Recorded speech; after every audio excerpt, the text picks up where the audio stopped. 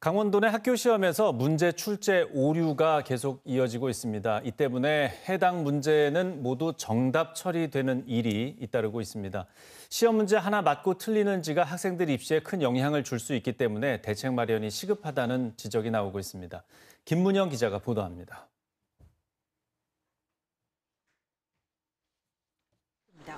지난해 이 학교 3학년 중간고사에 출제된 문제입니다. 혼 문장을 하나 고르라고 되어 있는데 정작 보기에는 정답이 4개나 됩니다. 교사가 겹 문장과 혼 문장을 착각해 벌어진 일입니다.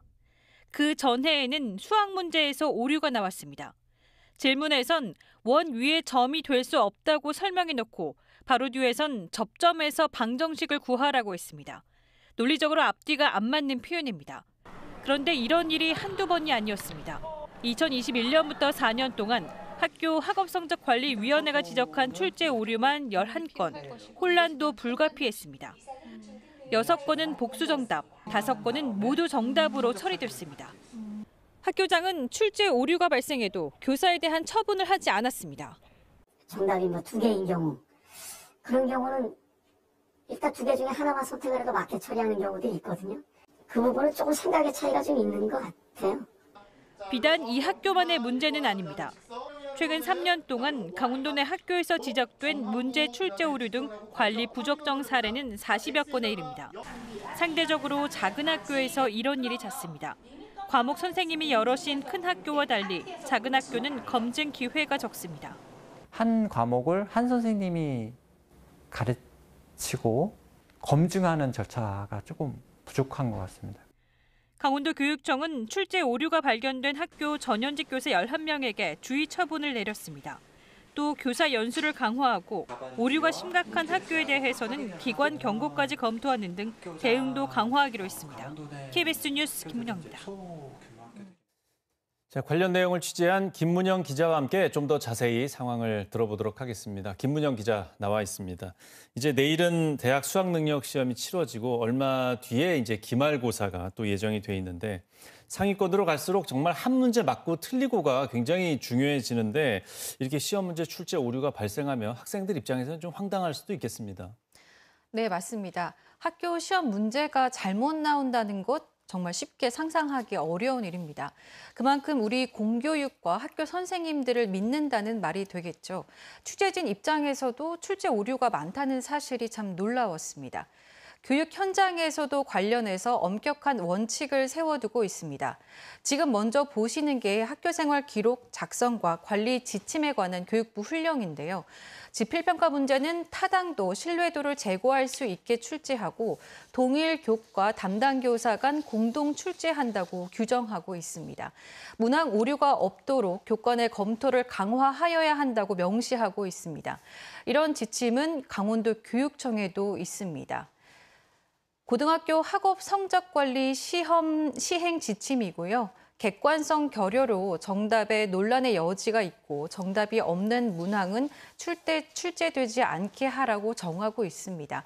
하지만 앞서 리포트에서 보셨듯이 이 학교에서만 오류가 10여 건에 이릅니다. 특히 이런 문제가 해마다 되풀이됐다는 건 고사관리 시스템에 큰 문제가 있었다, 이렇게 평가할 수밖에 없습니다. 예, 이런 문제들이 그 수면 위로 드러나는 것도 또 그렇게 쉽지는 않겠습니다. 네, 그렇습니다. 감사 등을 통해서 드러나는 사례는 일부라고 보시면 됩니다.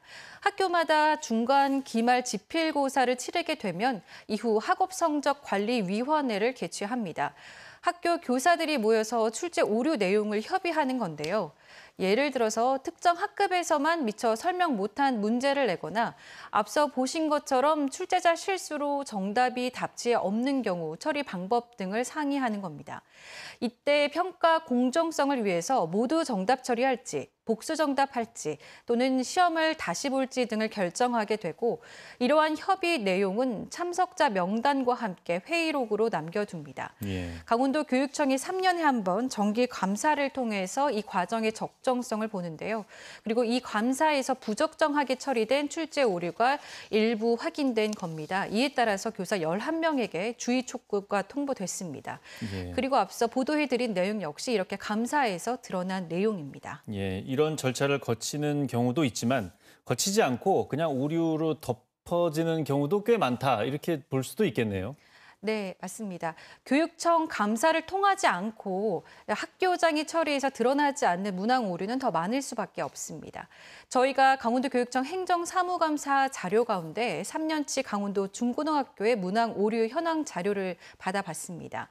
중학교는 300여 건, 고등학교는 700여 건에 이르렀습니다. 고등학교에서 오류 사례가 훨씬 더 많았습니다. 유형별로는 복수 정답을 낸 게 절반이 넘었습니다. 중학교는 200여 건, 고등학교는 400여 건 정도입니다. 정답이 없는 문제를 낸 경우와 출제 범위를 벗어나서 문제를 낸 경우도 뒤를 이었습니다. 사후 처리를 보면 절반 이상 복수 정답 대상 점수를 부여했고 해당 문항만 재시험하거나 모두 정답 처리하기도 했습니다. 예, 한두 문제로 학생들의 성적이 이 등급 경계선에 있을 경우에는 굉장히 심각한 상황이 생길 수 있을 것 같은데 이거는 여러모로 좀 대안이 필요할 것 같습니다. 네, 맞습니다. 시험 문제는 단순히 오류에 그치지 않습니다. 학생의 진학, 진로와 직결되는 만큼 강원도 교육청에서는 관련 교사 연수를 강화하겠다고 밝혔습니다. 이를 통해서 교사들에게 지필고사 출제 오류가 없도록 더 세심하고 엄중한 관리를 요구할 예정입니다. 특히 이러한 출제 오류가 과목 하나당 교사 1명뿐인 작은 학교에서 검증이 더 부족할 수 있는 만큼 교육청에서도 장기적인 대책을 마련하기로 했습니다. 또 평가와 관련해서는 언제든지 투명하게 공개하고 있다며 학부모님들은 언제든 문의해달라고 강원도 교육청은 당부했습니다. 네, 김문영 기자였습니다. 내용 잘 들었습니다.